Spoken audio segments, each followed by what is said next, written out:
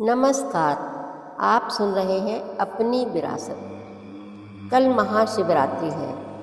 मंदिरों में भीड़ लगेगी, कहीं भजन होंगे, कहीं जागरण होगा और हम में से बहुत लोग व्रत भी रखेंगे।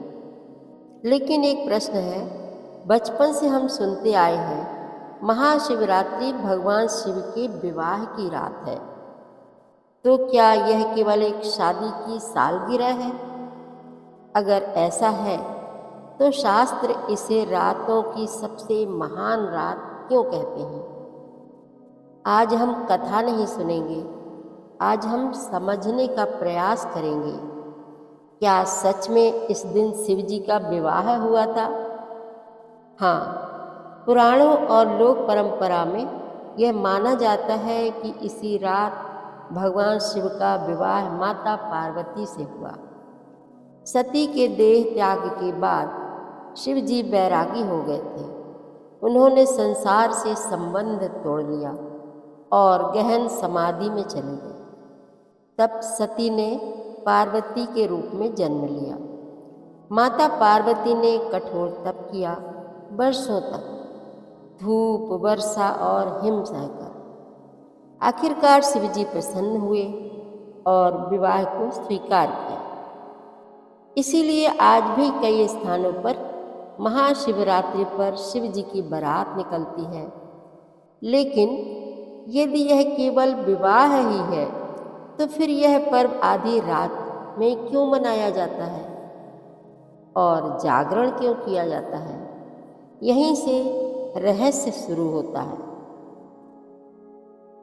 हम शिव को एक देवता की तरह देखते हैं, परंतु उपनिषद उन्हें अलग तरह से बताते हैं। शिव का अर्थ है कल्याण और उससे भी गहरा शून्य। शिव का जन्म नहीं हुआ, इसलिए उनका जन्मदिन भी नहीं हो सकता। शिव कोई व्यक्ति नहीं, शिव वह चेतना है जो हर जीव में मौजूद है।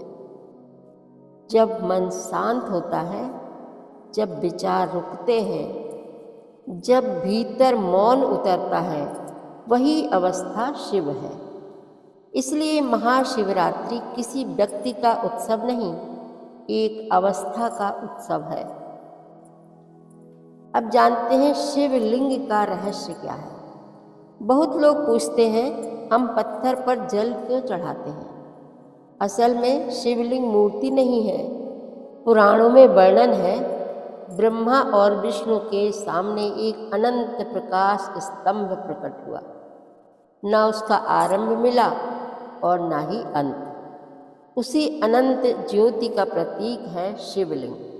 अर्थात शिवलिंग भगवान की आकृति नहीं, बल्कि अनंत ब्रह्मांड का संकेत है।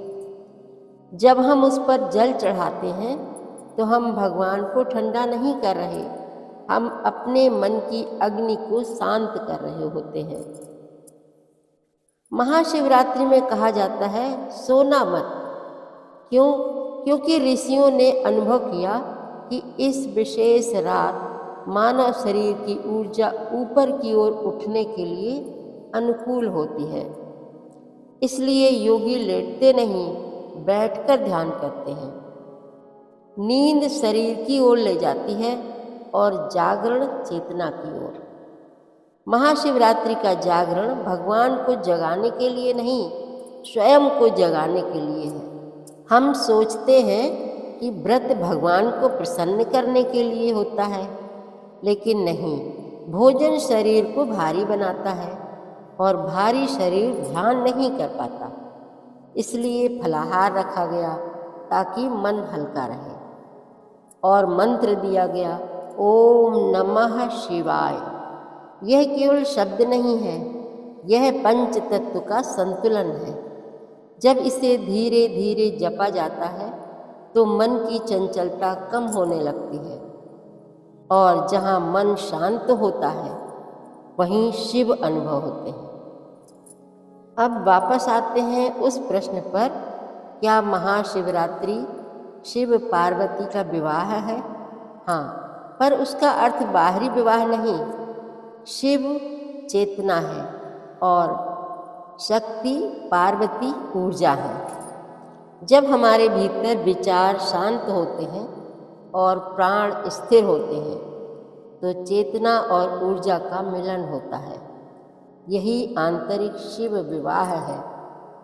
पुराणों ने उसी सत्य को कथा के रूप में समझाया, इसलिए भक्त इसे विवाह कहते हैं, योगी इसे ध्यान कहते हैं और शास्त्र इसे जागरण कहते हैं। इस महाशिवरात्रि बहुत अधिक अनुष्ठान करने की आवश्यकता नहीं। सिर्फ 10 मिनट मोबाइल दूर रखिए, शांत बैठिए, आंखें बंद कीजिए और धीरे धीरे जप कीजिए, ओम नमः शिवाय। संभव है आपको भगवान शिव दिखाई ना दे, लेकिन शायद पहली बार आप स्वयं को सुन पाएं। यदि यह विचार आपको अच्छा लगा हो तो इसे केवल एक वीडियो समझकर ना छोड़ें। हमारी संस्कृति और शास्त्र केवल सुनने की चीज़ नहीं है, जीने की परंपरा है। आज बस एक छोटा सा संकल्प लें, दिन में कुछ क्षण अपने लिए और कुछ क्षण ईश्वर के लिए अवश्य निकालेंगे। आपका एक ओम नमः शिवाय शायद संसार न बदले, लेकिन आपका मन अवश्य बदल सकता है। अगर आप ऐसे ही शांत, सरल और सत्य के करीब ले जाने वाले विचार सुनना चाहते हैं तो अपनी विरासत से जुड़िए।